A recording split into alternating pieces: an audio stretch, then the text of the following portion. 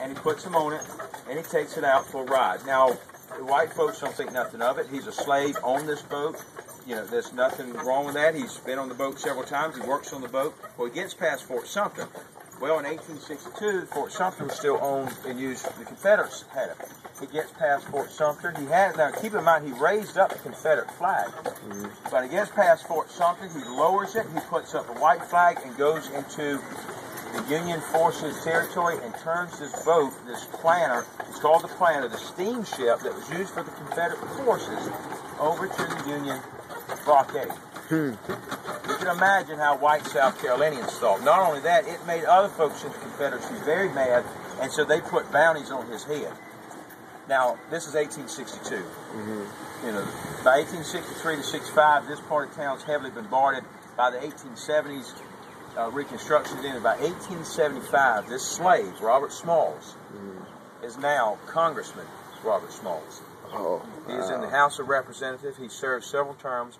Is actually noted and more so given the credit for bringing the base, the military bases to Beaufort. He serves out the rest of his days in Beaufort as head of the Ports Authority and dies in 1915. The Union and the Union Army and the Navy actually tried to get him to join, and a lot of people have never even heard of him. Now, down in Beaufort and Hilton Head, there's the Robert Smalls Parkway, the Robert Smalls Elementary School, and he's buried in Beaufort. And what's really amazing, here he was a slave for years. His family he was a very young man at the time. He marries this much older woman, slave woman. His children kind of just, their age is really 20, 30 years age difference. But when he's freed as a slave, or when the war is over, because they still had a bounty on his head, he goes back to Beaufort and purchases his former slave's house. So you can imagine how that would be.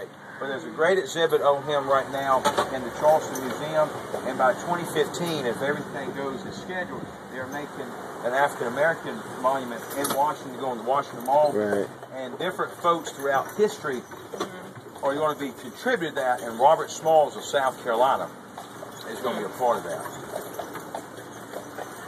A lot of folks of the 19th century